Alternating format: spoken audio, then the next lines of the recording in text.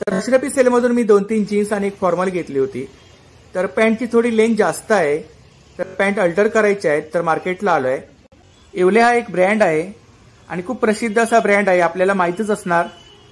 35 फुटी बाप्पाची मूर्ती आहे यावर्षी आणि दरवर्षी सुंदर असा देखावा असतो। तर बाप्पाचं दर्शन वगैरे घेतल्यानंतर इकडे आता मी मार्केटमध्ये आलोय। 600 रुपये किलोने तूप आहे काकांकडे, कारण आमच्या एरियामध्ये आणि मार्केटच्या एरियामध्ये 20-25 रुपयाचा फरक असतो।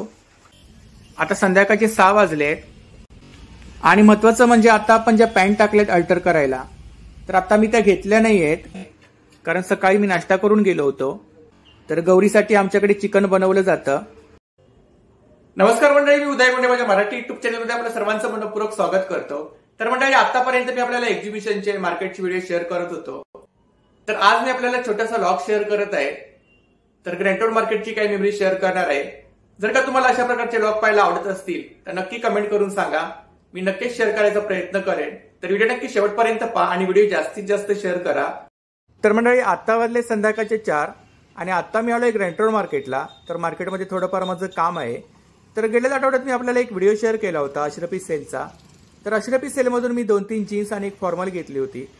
तर पॅन्टची थोडी लेंथ जास्त आहे, तर पॅन्ट अल्टर करायची आहे, तर मार्केटला आलोय।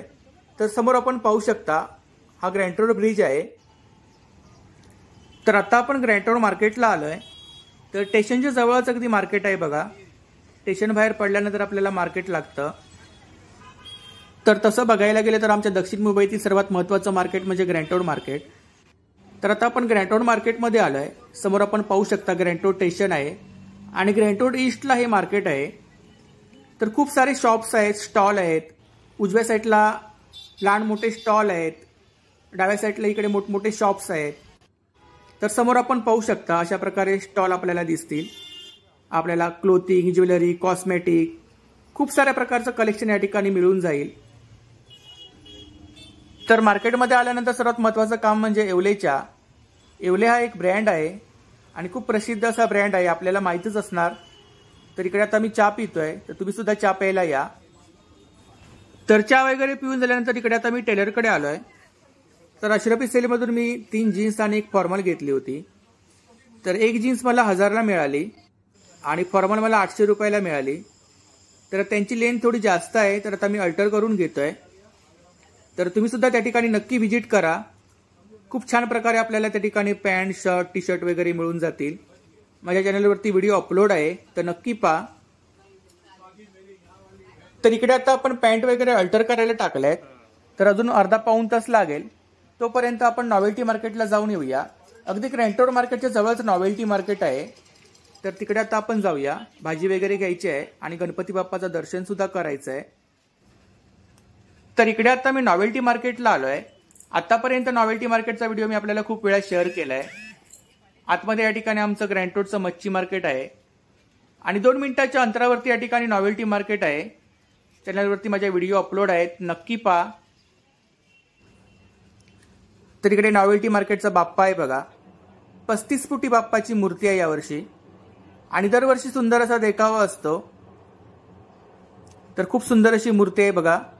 तर तुम्ही सुद्धा दर्शन घ्या। तर या ठिकाणी आता गर्दी खूप वाढली आहे, सर्वांचं फोटोशूट वगैरे चाललंय बघा। तर आता मी तुम्हाला छोटीशी क्लिप शेअर करतोय। तर बाप्पाचं दर्शन वगैरे घेतल्यानंतर इकडे आता मी मार्केटमध्ये आलोय। तर यावर्षी काही गावी वगैरे जाता नाही आलं, आमचा बाप्पा 1.5 दिवसाचा होता। नाही तर दरवर्षी मी गणपतीला गावी असतो। तर इकडे आता मला कडकडे लाडू घ्यायचे होते, तर दरवर्षी मी गावावरून येताना 3-4 पॅकेट घेऊन येतो। तर इकडे आता मी कडकडे लाडू घेतलेत। तर इकडे आता मी ड्रायफ्रूट वगैरे घेतलं।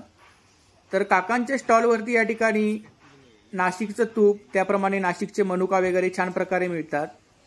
600 रुपये किलोने तूप आहे काकांकडे। नाशिकवरून काका तूप घेऊन येतात।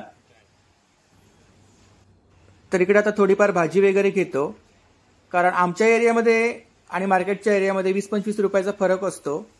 तर ज्यावेळी मी मार्केटमध्ये येतो तेव्हा तेव्हा थोडी थोडी भाजी घेऊन जात असतो। तर इकडे मला भेंडी वगैरे घ्यायची आहे, तर 80 रुपये किलो भेंडी आहे। काकडी वगैरे घ्यायची आहे आणि शक्यतो मला भाजीपाला वगैरे घ्यायचा असेल तर जवळचं मार्केट भायखळा मार्केट आणि नळबाजार मार्केट, तिकडे थोडी भाजी स्वस्त मिळते. तर 15-20 दिवसाची भाजी एकदम आणल्यानंतर साफ करून फ्रीजमध्ये ठेवल्यानंतर छानपैकी राहते. तर इकडे आता कांदे बटाटे सुद्धा घेतले आहेत. 50 रुपये किलो बटाटे आहेत, 50 रुपये किलो कांदे आहेत. भेंडी 80 रुपये किलो आहे, तर अर्धा किलो आता भेंडी घेतली आहे आणि अर्धा किलो पापडी घेतली आहे. तर गणेशोत्सव असल्यामुळे मला भायखळा मार्केटला किंवा नळबाजार मार्केटला जाता नाही आलं, कारण रस्त्याने खूप ट्रॅफिक वगैरे असतं आणि टॅक्सी वगैरे सुद्धा लवकर मिळत नाही. तर इकडे आता भाजी वगैरे घेऊन झाले आहे. तर आत्ता वाजले संध्याकाळचे 6 आणि आत्ता मी घरी निघालो आहे. तर पाहू शकता इकडे ट्रॅफिक वगैरे किती आहे ते. तर आज गौरी गणपतींचं विसर्जन आहे. आता संध्याकाळचे 6 वाजले आणि मुंबई सेंट्रलच्या ब्रिजचं काम चालू असल्यामुळे सर्व गाड्या या मार्गानेच जातात. तर आता मी नवजीवनला पोहोचलोय. तर मंडळी, गेले 8 दिवस माझ्या चॅनलवरती काही व्हिडिओ वगैरे येत नाही आहेत. तब्येत वगैरे ठीक नव्हती, कारण घरामध्ये सर्वच जण आजारी होते. व्हायरल इन्फेक्शन होतं, घसा वगैरे बसला होता, सर्दी कफ खोकला. तर आज छोटासा व्लॉग मी आपल्याला शेअर केला आहे. तर नक्की सांगा तुम्हाला आजचा व्हिडिओ कसा वाटला. आणि महत्त्वाचं म्हणजे आता आपण ज्या पॅन्ट टाकल्यात अल्टर करायला, तर आता मी त्या घेतल्या नाही आहेत. उद्या वगैरे मी तिकडून घेईन. तर आता आपण टॅक्सी पकडली आहे. तर मंडळी, नक्की सांगा तुम्हाला आजचा व्हिडिओ कसा वाटला. तर आतापर्यंत मी आपल्याला एक्झिबिशनचे व्हिडिओ, मार्केटचे व्हिडिओ वगैरे शेअर करत होतो. जर का तुम्हाला माझा आजचा व्हिडिओ आवडला असेल तर व्हिडिओला लाईक करा, शेअर करा आणि चॅनलला सबस्क्राईब करायला विसरू नका. त्याचप्रमाणे जर का कोणी चॅनलवर नवीन असेल, व्हिडिओ पाहत असेल आणि चॅनलला सबस्क्राईब केलं नसेल तर लवकरात लवकर चॅनलला सबस्क्राईब करा आणि बाजूच्या बेल आयकॉनला प्रेस करायला विसरू नका.